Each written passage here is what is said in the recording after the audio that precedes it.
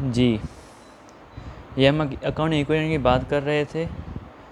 तो जनवरी 10 पर हमने सोल्ड मर्चेंडाइज टू रईस 7,350।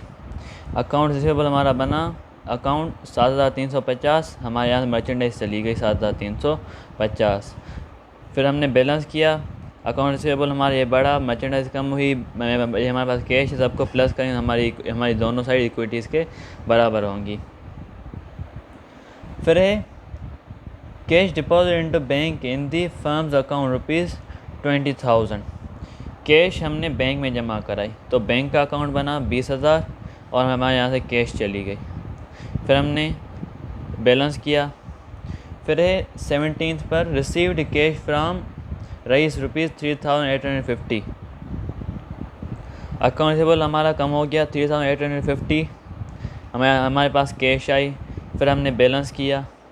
फिर है 21 पर mister Gani withdrew cash ₹500 from business.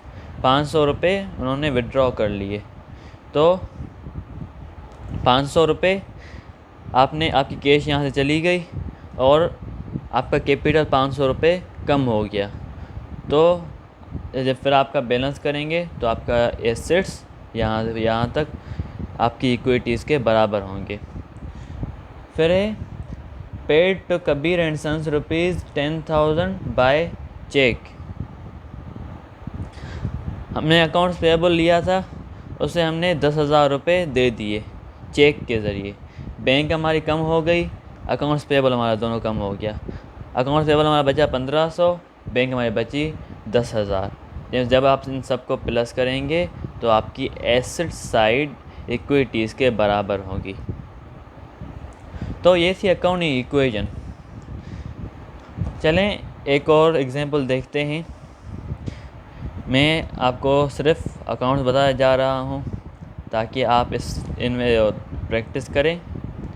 और if you feel any hesitation, don't feel any hesitation to ask question in the comment box. So the next problem is on October 1st Mr. Kabir started a business with cash ₹50,000। Cash account बनेगा और उसके बाद next side में capital बनेगा। फिर open the bank account to HBL ₹25,000 bank account बनेगा और आपने कैश बैंक में जमा करा दिया। तो कैश माइनस हो गया, बैंक आपकी प्लस हो गई। 25,000 बैंक में और आपके रह जाएंगे 25,000 कैश, 50,000 आपका कैपिटल, सेम दोनों एक साइड बराबर।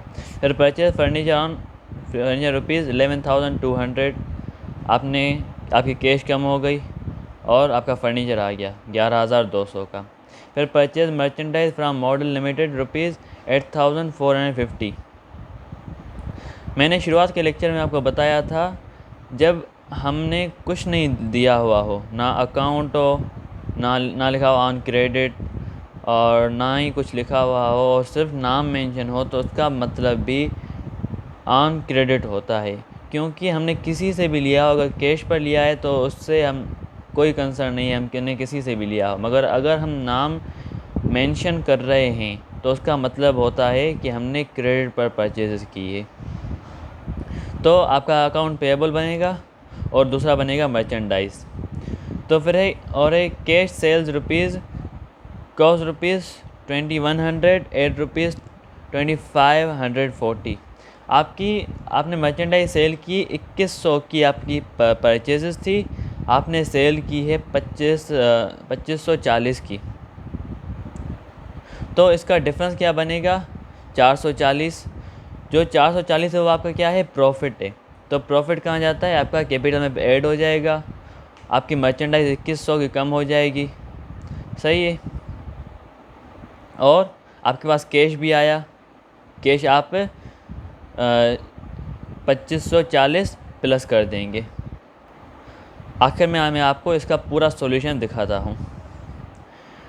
फिर है परचेज्ड ऑन कैश ₹7,230। 350 का आपने परचेज़ की है, तो मर्चेंडाइज आपकी इंक्रीज़ हो गई, कैश आपकी डिक्रीज़ हो गई।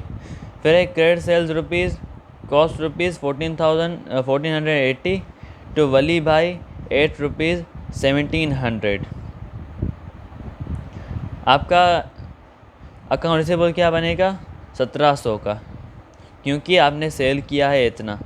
आपकी मर्चेंडाइज कम होगी 1480 की। Credit sales cost rupees 1480 divided by rupees 1700। तो आपका 1700 आपका बन गया अकाउंट्स रिसीवेबल।